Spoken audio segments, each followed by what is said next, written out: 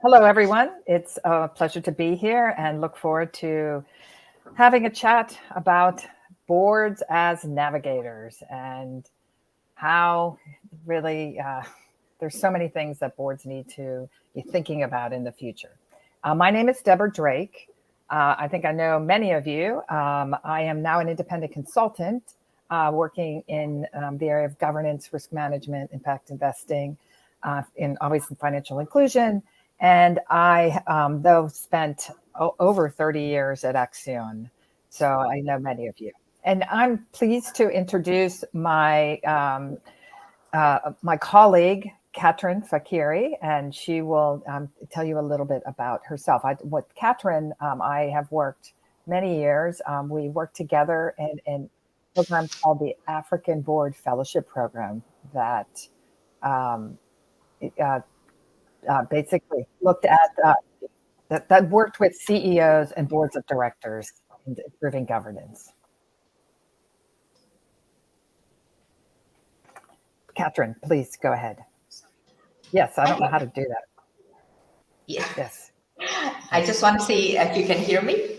Yes. Okay, great. Hello, everyone. It's a pleasure to be here for this presentation.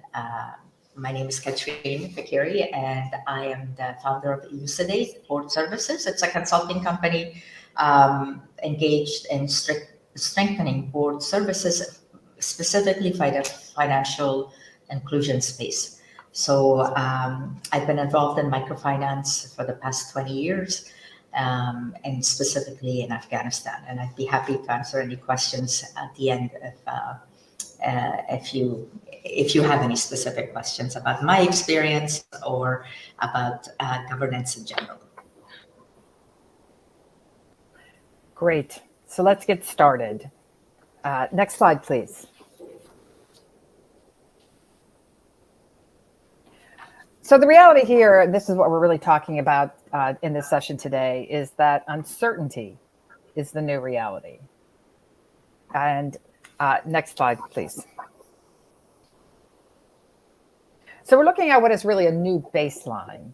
I mean, both Katrin and I have served on a number of boards. I'm on the boards of 2 financial institutions in Africa, and have served for several years, and things are really different now. And it really makes you think a little bit about, like, how prepared am I? Really, what will be the board of the future, given this new baseline of, just structural uncertainty. I think all of us are aware of it, and just all the constant disruptions that are going on. So how do we define business as usual in the future? I mean, it's almost like moving forward, it almost doesn't fit any longer. So in the past, boards really looked at what I would call evolutionary change, right? But what boards face now is disruptive change. And that's that boards can't really effectively carry out their oversight role like they used to. That you can't really focus on past performance. And many of us have seen, if you're sitting on a board, really spending your board meeting looking at quarterly reports. But really right now, what boards have to think about, and boards and management, is that you have to focus on the future and the inherent uncertainty, which has not been traditional board practice. So it looks like it's going to require a lot more time for boards to spend preparing and taking part in engaging with the institution. The skills and knowledge requirements are evolving. So how do board members adapt? Next slide, please. So we asked, initially on the chat, but really think a little bit about what risks keep you up at night. And it really is, funding is obviously a huge issue. Just the competitive market, what is the products? There's many, many risks, but there are also many opportunities, and the risks of climate change and others. So there are the standard risks that boards have looked at in the past, and then there are all these new risks that maybe the board you have now is not necessarily equipped. And I speak of that as a board member. Next slide. So here's where traditional governance falls short. And if you sit on a board, you probably are nodding your head at this. But, there are, information overload. It's just too much. It's not necessarily the information that you need. There's just lengthy reports. I can personally say I've seen reports of over 700 pages. How do you possibly read all of that? And the boards really need to think about how to streamline their information. How do they have more frequent engagement? Who do they talk to? And just more flexible structures. The other traditional governance structures are increasingly adequate in today's environment. And so, how relevant is past knowledge now versus future knowledge? And that brings up the question of really who should be sitting on the board? What is your board composition? And also, if you look at what tools are out there that can possibly help productivity.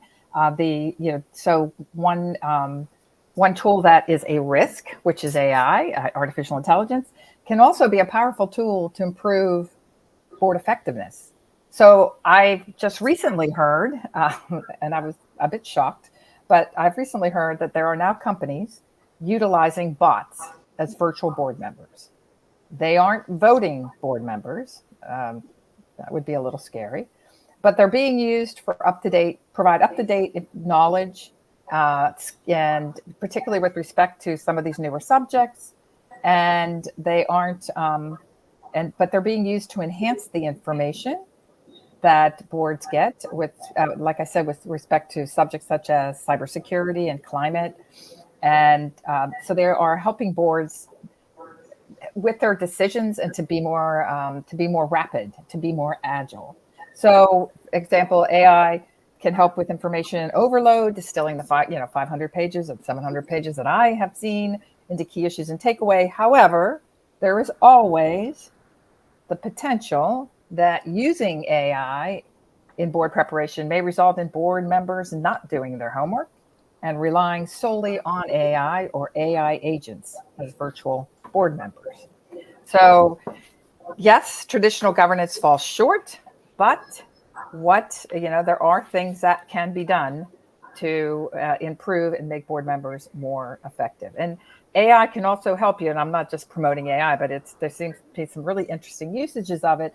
The AI has also been used to really engage in scenario analysis testing, that the kind of sort of ongoing discussion that boards often don't have time to do in their normal board meetings. Next slide.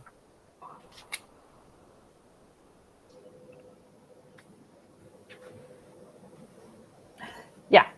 So, how do boards,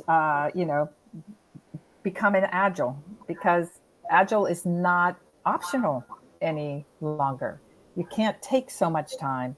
Institutions that hesitate, that will say, let's deal with this issue in the next board meeting because we need this information or that information.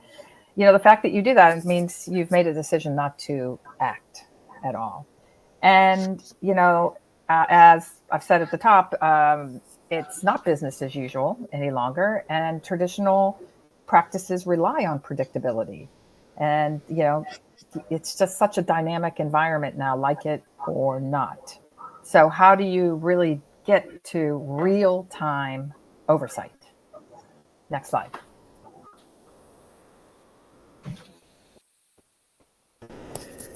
So as you can see here, we need to really be focusing on agile board practices. And what exactly does that mean?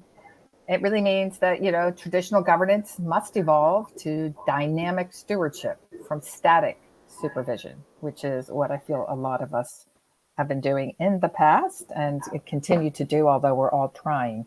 We're all trying to evolve from static supervision to proactive leadership during this period this ongoing period of uncertainty. And that will mean the board of the future will look different, particularly with respect to board composition. So what do I mean by that?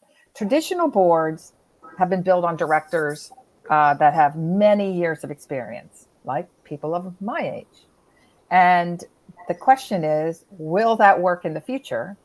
with rapidly changing technology, as I said, with AI or other existential risks like climate change. And one question that comes up would be, and we've seen it, is would a younger person be approved by the regulatory agencies in the countries that we work in? Would a person with specialized skills but not much experience be, work? So, we have to think a little bit about the fact that regulators are also behind the times in terms of the government governance models of old.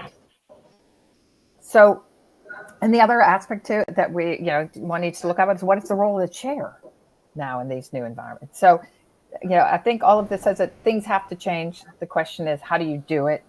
You have to have the desire, the commitment to do it, the support to do it, and you need to have the openness and trust to be able to make these changes. So, I'm going to turn now to Katrin. She's going to walk us through 3 levers of board agility and a framework in which to deploy them. So please, over to you, Katrin. Thank you, Deb. Next slide. So we have reviewed numerous researches that have been published since 2020, in the last 5 years post-COVID, and a myriad of other disruptions that have happened. And and based on the lessons learned from those researches, we have established that there are really 3 levers that makes up an agile board. And the first one is, next slide, please. The first one is strengthening capability. So strengthening capability has to do with shifting from a reactive risk management framework to a more proactive risk management framework. And we'll talk about the steps needed to achieve a stronger capability. Second is reshaping behavior. So that means to change the speed and quality of our board communication. No longer is it going to be enough, especially for those of us who live in very dynamic environments, to rely on reports that we receive quarterly. So our decision making, especially in dynamic environments, has to be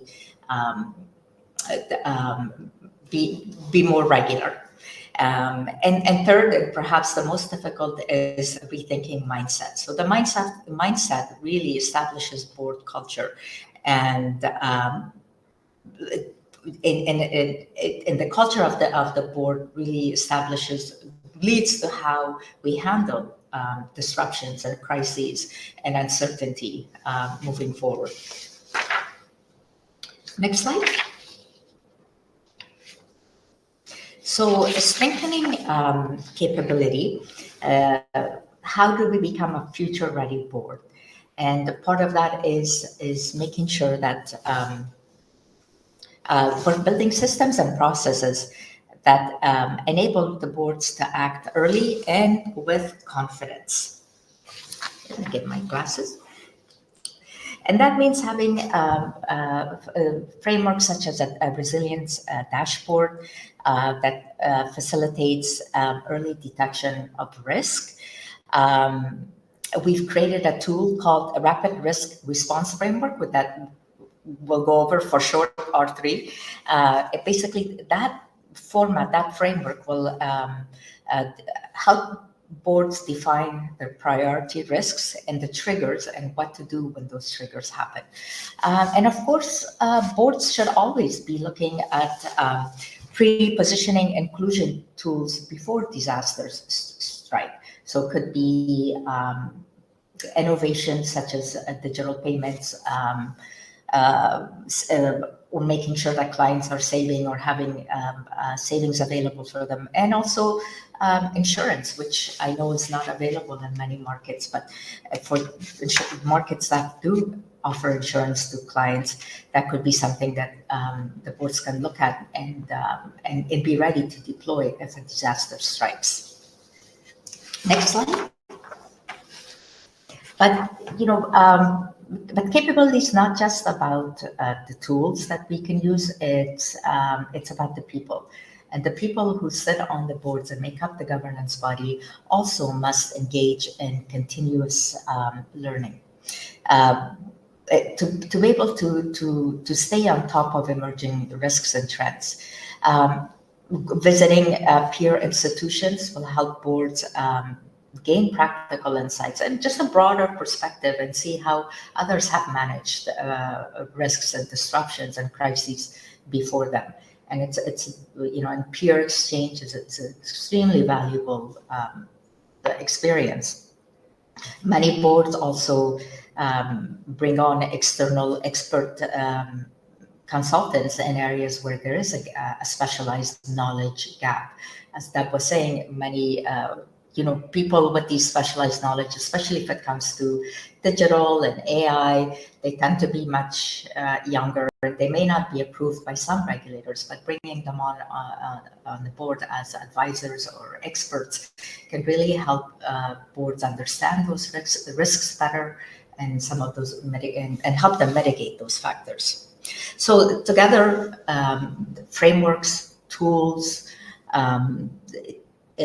learnings, building the capacity of the board, all of these together help the board gain the confidence that they need to act in an agile way under pressure. Next. So I hope you can see this well. So this is the tool that we think is it's a dynamic tool when used regularly to mitigate the risks of disruption before they occur. And the components of this risk are basically you're looking at your top 5 critical risks. What are those? And then you determine what are the early warning signs or signals that the boards should monitor. Next, you work out what responses and what steps must be taken immediately if the trigger occurs, and determine who will be most affected, whether it be staff or clients, and of course, who, in terms, as far as external communication is concerned, who communicates with clients, with stakeholders. Having a playbook that addresses these points, again, takes the pressure off the board because you already have a playbook. If a disruption or if you live in an uncertain environment, then you know exactly who and who's the owner of a task, what are the key questions that you should be asking, the questions have already been answered, and what actions should the board need to take. So this could be a very useful tool for mitigating risk before it happens, a disruption happens. Next slide.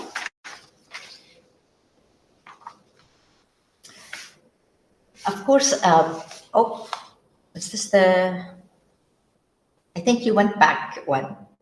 Slide 13. There we go. Thank you. So agility is as much about discipline as it is about speed. And reshaping behavior is going to be extremely important. No longer are we cannot afford to act the same way as we do now, in fact, on many boards. So we have to move beyond the autopilot, meaning that many boards still follow very routine agendas with minimal debate. Boards are notorious for running behind on agendas and just focusing most of the board meeting on updates rather than strategic issues. So, altering the agenda rearranging the agenda to put the most strategic items first really helps the topic to stay relevant, and the boards will have time to really discuss it in a meaningful way. Focusing on key issues and the way that directors prepare for the meetings. Are they prepared? How do they engage? Do they ask the right questions? All of this matters when it comes to being able to deal with disruption. And of course, creating a culture where you can ask tough questions And it's not about the person. It's not about the CEO. It's not about the head of a committee. It's more about the subject and the topic, and those voices should be welcome, especially voices of independent directors or women on the board.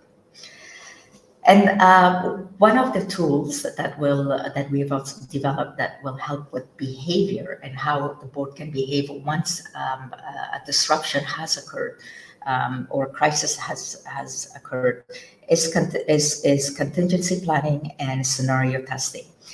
And that is a tool that's called it's basically establishing clear governance frameworks. Next slide.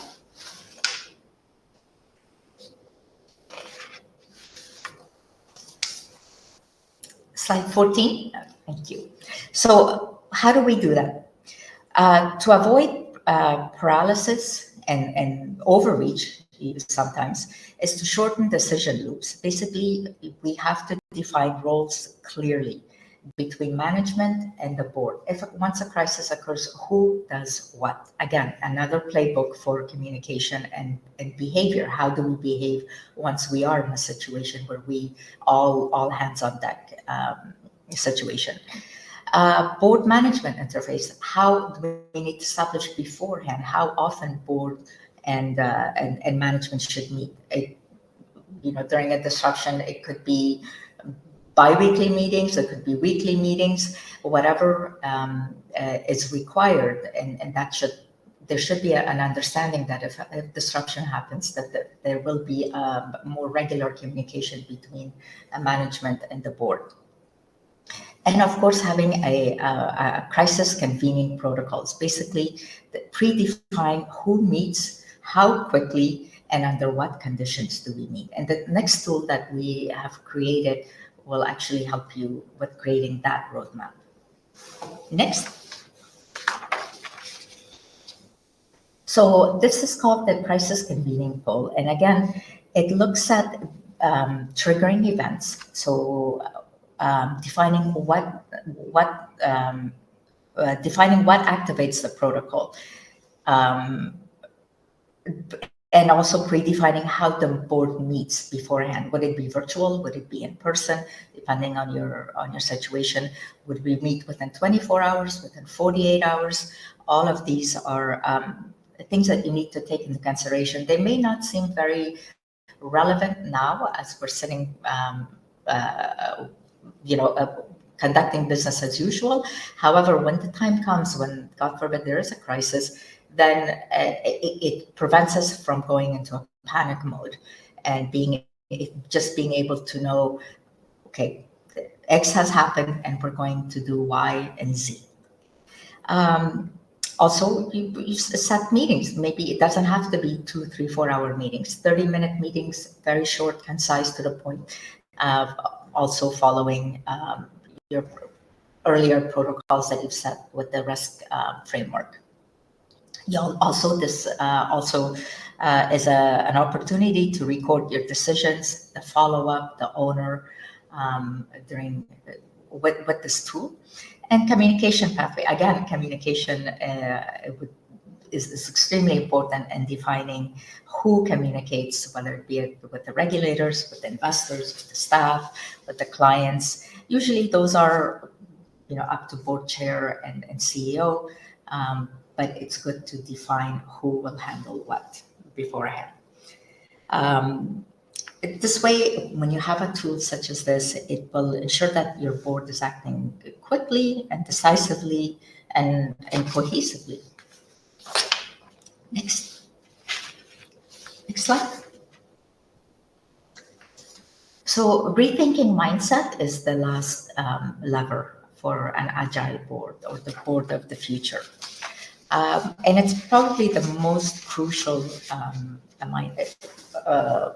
lever or tool. Next slide.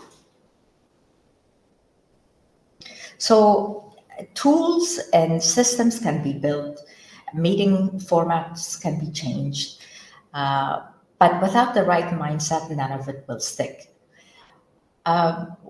we have to realize that as board members that, control is an illusion. All we can do is try to mitigate the risks. We cannot control what can happen or when, of course. So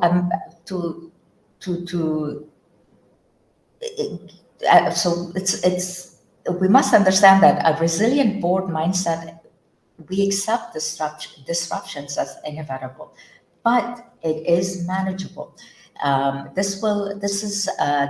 We understand how to adapt early and with courage and not fear.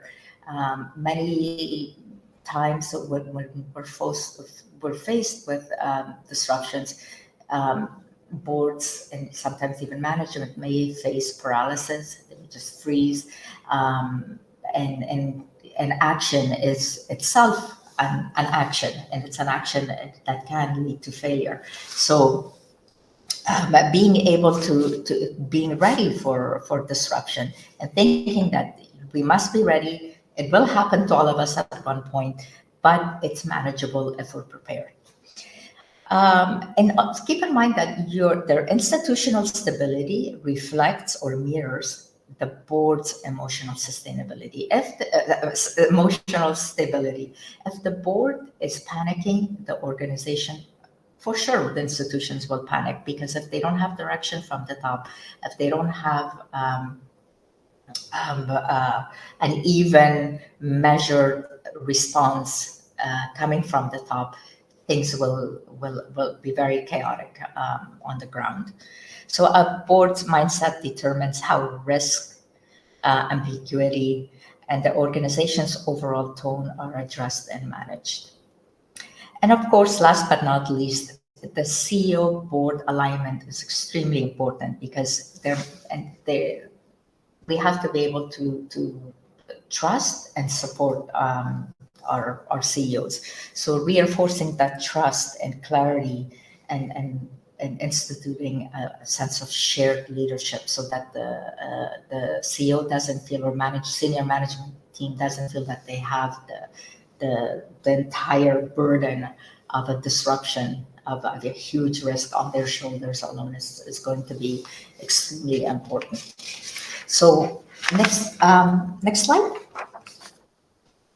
So this is a checklist that we've created, and to review these types of questions with your CEO or at a board meeting is going to help define and open up communication and bring clarity to the entire board. For example, the first question: are we aligned on the top 3 pillars for the next 90 days? Do we have a shared understanding of the biggest risks and who owns them? What one issue, if left unaddressed, could surprise us, could surprise the board next quarter? All of these, even if you focus on 2 or 3 of these questions, you're still going to be far more advanced than many other boards in anticipating risks. And if you implement the tools, the risk framework, a resilience dashboard, a crisis, communication protocols, all of these together will help mitigate a lot of risks, and you will be able to proceed with confidence. Next slide. So how do we embed this into practice? This can be done over a 90-day period. So the 30, 60, 90-day roadmap is that, in the first 30 days, you can test one element from each of the tools, or one of them, or one set of tools, and pilot it, and before scaling it up, and see how it works for you. And of course, modify it for your context. Within 60 days, the board could approve the framework and the tools. And then within 90 days, you can integrate the tools in your board agenda and update it as needed. And of course, you must have somebody assigned, whether it be the CEO or the board secretary, or someone who will be able to keep the toolkit updated for every board meeting. the key really is to keep it dynamic, keep it updated, continually refer to it in every board meeting to make sure that the adjustments are being made along the way. Next slide. Okay, so this is it. This is it. So the governance agility toolkit is basically the three the three tools that we spoke about, which is the rapid risk response dashboard, the crisis convening log, decision log, the CO board alignment checklist. And all of these together make up, will strengthen a board's agility and help you become future ready. So I hope that everyone found this, the tools and the tips and frameworks that we've shared with you helpful, and we'd be happy to answer any questions that you may have. So I can respond to a question that was in the chat that was a question about whether or not we have seen instances of board members undergoing technical training to get up to speed on topics. You know, there's the issue of, you know, younger board members coming on with skills, but often not with enough experience. And, you know, how do you do that? So, yes, you know, there are various approaches and I've seen it. I mean, so you have either, you can obviously bring somebody in to train, some sort of consultant, but that often doesn't work, in my opinion, unless these areas have been very specifically framed as strategic. So otherwise it just becomes, okay, you know, the regulator requires you to do something about cybersecurity. All right, I'll do it.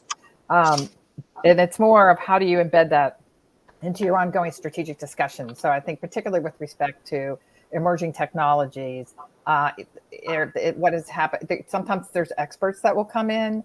Often what has worked quite well is if there's a board exchange or a board member goes to another board and sees what's going on. Let's say if you're a part of a network, to actually see, I think seeing things in action is a lot more effective than just talking about them.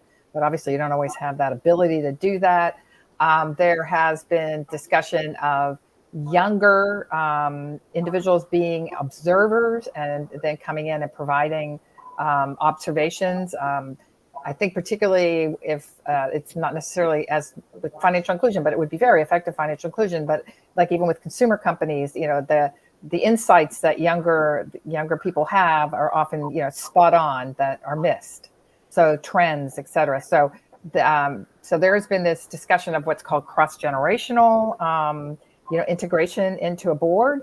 So I think, you know, there are several ways to get that kind of technology, to get that kind of information. Again, as I've heard, bots are being used. So yeah, you know, so there are some, you know, quicker, easier things would be just to make sure you have these topics at the top of your agenda. I think both Katrin and I have seen over the years that, and I still see it, that, you know, you still have the order of your agenda as, you know, starts with the minutes and then the agenda. But it's like, no, just forget about the minutes, put them at the bottom and talk about the strategy. And because you often run out of time to be able to talk about those things. And then the other thing is, you know, who should really be leading this? And it's, you know, it's the CEO often is ahead of the board in terms of what, you know, what needs to be done because they're in the, you know, they're in the weeds, they're out there, and the board, regardless of whether they're even located locally or outside, are kind of catching up every quarter. So I think Katrin mentioned, you know, having more meetings, more sort of, you know, sort of interaction between board members to actually keep people up to date, because too often, you know, you go into a board meeting and people go like, you know, did we talk about this last time? So it's like, it can't be that way in this world. I think the chair has a really important role, and I think the chair role, in my view, is not well understood. You know, I mean, because a lot of people get appointed chairs and they've never been a chair before, so they don't really know what to do, and who are they going to ask? And so, you know, the person that's appointed as chair really needs to be, trusted and have a good relationship with the CEO, but it also can't be the CEO's best friend. And so that, getting the chair and having the chair understand that, that's really a key role is for the chair to really lead these discussions, be part of the agenda, not just receive the agenda from the CEO, but really and really enforce the accountability of the different board members, because it's too easy for a board member to say, okay, I just had this meeting and okay. So it's a long-winded question, a long-winded response to that, but I think there are various methods that you can get the technology and get the information that you need. But one has to remember, and this is, I think, a really important point, is that being a board member today takes a lot more time than it did in the past. I mean, it does. I don't care if it's a private or a public company. You're being held accountable, actually, if you're regulated. So it's sort of your choice as a board member is, how do I possibly get through all this material and know what to ask? And so I think one way to keep boards up to speed is to be sure to have on the agenda exactly some of the questions that you as management, if you're management, can want to know, versus having this wide-ranging, incredible, broad discussion. So just some thoughts on that. I think, that the role of the CEO and the chair in board meetings is really key. And I'm not sure there's one model, but there's certainly many models to avoid. So, Catherine, I don't know if you have anything to add to that. No, absolutely. You're absolutely correct. Those are the two key people. The rest of the board, of course, has a big role to play. But if the chair is not driving through leadership help the board become more agile, or if the CEO is unresponsive, then it's not going to work very well. So they really have to be in lockstep with one another. We have a question from Abhishek. It says, he's asking if we have a set of assessment questions that we can refer to. So the tools all have the basic questions. They're of course meant to be used so that as a base, as a foundation, you can definitely add to it. The presentation is going to be uploaded. So you're more than welcome to download it and look at those questions, or you can contact me directly, and I can share it with you, and we can discuss what other questions. I have a ton of questions, but of course I need to know the context so I can share more questions with you. So someone wrote, I think it's Mayada, but how do you keep everybody engaged? And that's assuming everybody wants to be engaged. But the thing is, I do think that Slack or WhatsApp has been really a very, very productive tool. I know that from my own experience. We have a lot of Slack questions that go back, or WhatsApp questions, that go back and forth between board members, and that's a lot better than it used to be, where you had to actually formally write an email, and that I think some of these platforms have been extremely helpful. I think we also have to think a little bit about how board members interact with each other outside of board meetings. So I find that often, committees that people are on are very much siloed. And so, you do the committees and then you come to the board meeting and it's like you're not really that aware of what went on in that committee, and that committee overlaps with your committee. So I think finding ways that engage board members in between meetings is really key. And one person that I really thought was like the best board member, and I won't use his name, but some of you may know it, used to always travel 1 or 2 days ahead of time to board meetings, and then would actually have meetings and conversations with the other board members. So that way, in the end, you are all well aware of what is being discussed, and and there's not necessarily a feeling of being left out, but it does take more effort. But I totally agree that it can be very easy to feel left out, particularly on certain subjects, if you are working on a committee, but you're not on this other committee. So then you feel like less less inclined to, you just don't know how to necessarily proactively engage in that meeting. So yeah.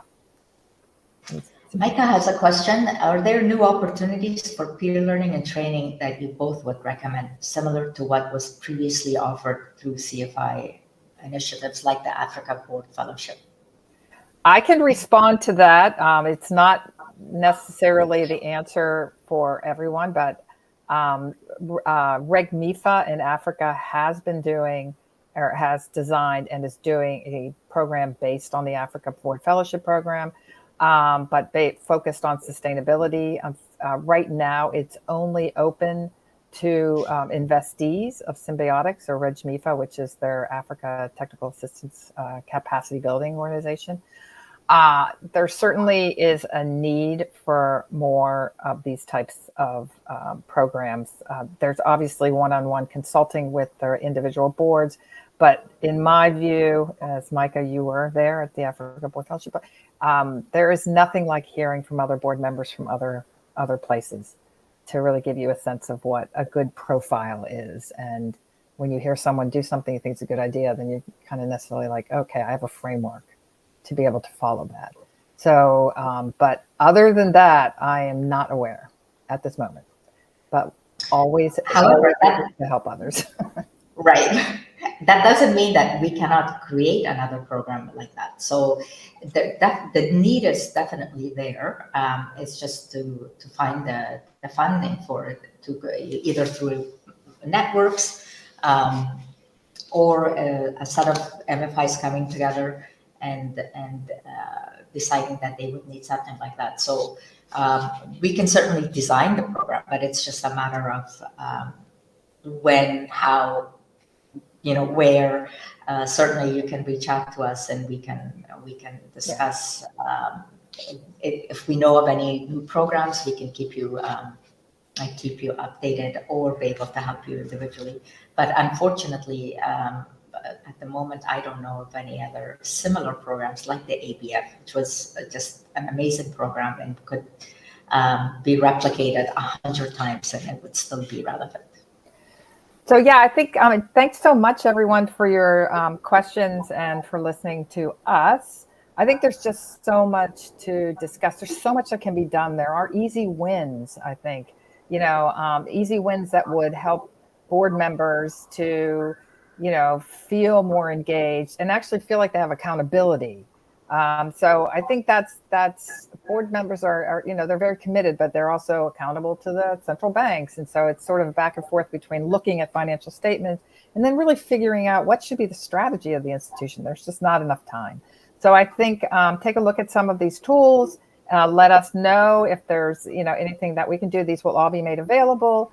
And really just want to thank you. And actually, I'd love to hear, we're out of time, but I think it would be great to hear how others have been able to, to have actions that have made their boards more agile. Because I think everybody has to learn, and it's not so easy when you're used to working a certain way. So thank you all very much.